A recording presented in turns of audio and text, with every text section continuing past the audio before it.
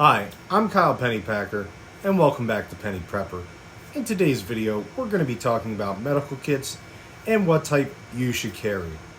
Before we get started today, I'm going to ask that you like the video, subscribe, hit the notification bell, and share. We're going to start by describing the different types of medical kits and their uses. Starting off with the most common that almost everybody has is going to be a household medical kit.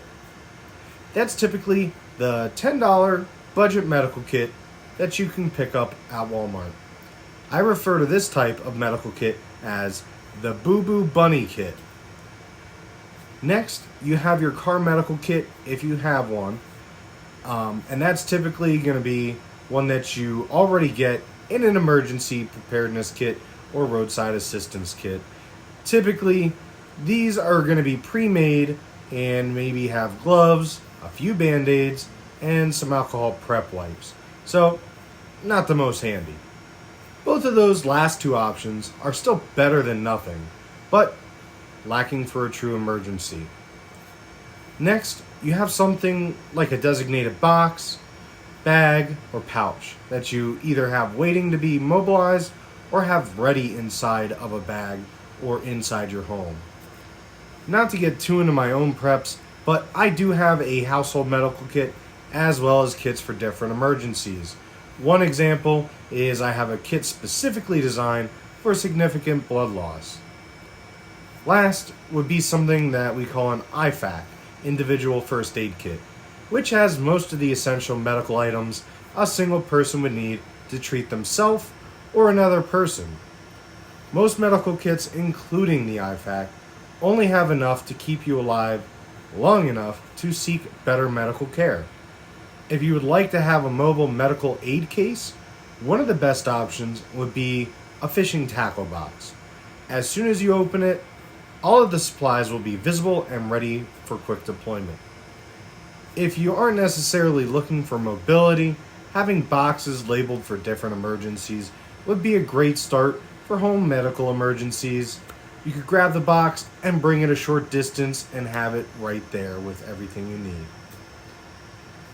I think the idea of the IFAK is the most ideal kit because of the portability and ease of use.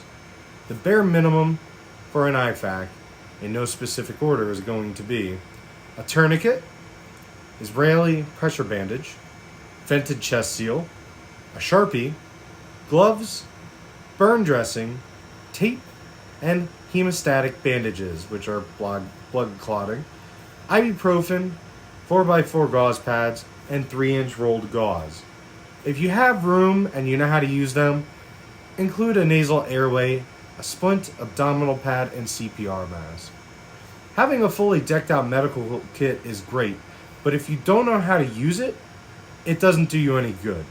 Start out by learning basic first aid, get your CPR and AED certification, and try to learn the basics of first aid, like the ABCs, which is airway, breathing, and circulation. Learn the recovery position for anybody who has a simple medical episode. There's so much that you can learn with first aid through learning and practical skills.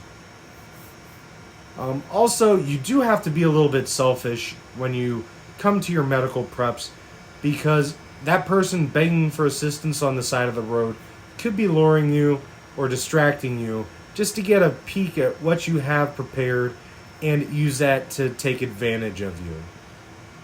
That's something that you do have to be aware of, especially if you do plan on helping people. Alright, I was able to blast through that first video.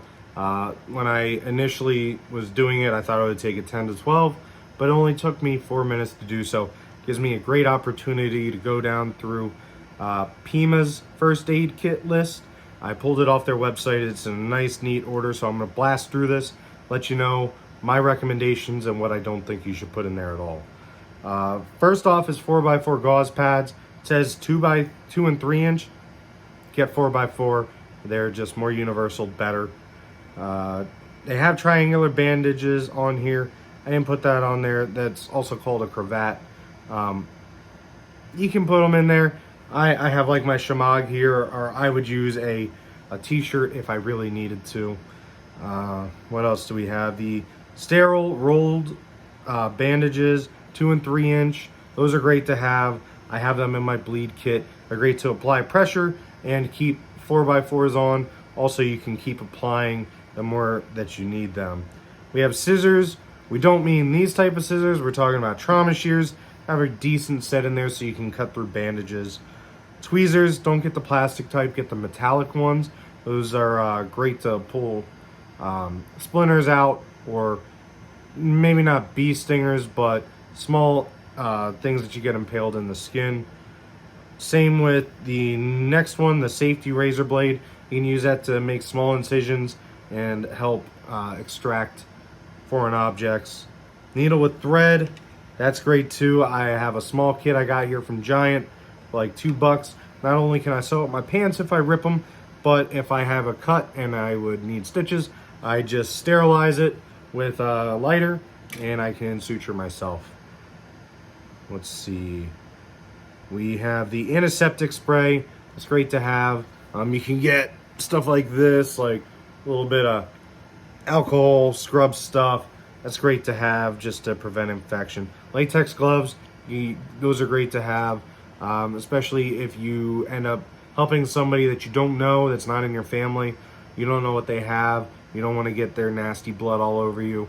Plus, it can help them in case you have gunk on your hands. Highly recommend to have that in your kit. Let's see, aspirin, non-aspirin pain relievers, great to have, even just for a headache. But if you do hurt yourself, they can help you get through a little bit of the pain, take the edge off. Antacids, laxatives, pretty much any medication, even allergy medication, stuff that'll just help you out. If you have a medicine cabinet somewhere, that's great, but have it in here just in case you need to take it outside. Like, let's say your kid's allergic to bees, have some allergy pills just to help out. Rubbing alcohol, antiseptic or hydrogen peroxide, I think that's more of the gel is what they mean. Anti-diarrhea medication, and also stuff to induce vomiting. I wouldn't say put that in your first aid kit, that one specifically. It's more for if you have a medical cabinet somewhere, then you know, reach for it. And also, if somebody does have an issue where you believe that they need to vomit something up, contact poison control first, because sometimes puking stuff up can actually do more damage. Also, some bonuses. This isn't something to put in your medical kit necessarily, but denture needs, oral care. It wouldn't be something you would just have, but remember to keep a stockpile of stuff for like Oragel, stuff that numbs the gums in case you have a denture or oral emergency. Extra eyeglasses, contact lenses, and supplies. That's pretty good. I don't wear glasses, so I didn't even think about that. Feminine supplies. I would highly recommend that either way, even if you're a male and you just have a girlfriend. Believe it or not, you can use some of those as plugs for holes. If you, depending on how big the hole is, gauze pad might not do it, and you plug a feminine hygiene product in there and it'll help. Not necessarily for nosebleeds, that's a little weird. Lip balm, sunscreen, great to use. And then any personal hygiene items, things to clean your hands. I know earlier in here it said a bar of soap. That's a little odd because, first of all, you're probably going to have hand soap wherever you're at. If you're in the house, you're going to wash your hands. If not, you're going to use the wipes. So the bar of soap, don't put that in a med kit. Mice actually really like soap. I don't know why. That and Neosporin, they like to eat it. So don't put it in there. They'll eat that and then they'll crap all over your stuff.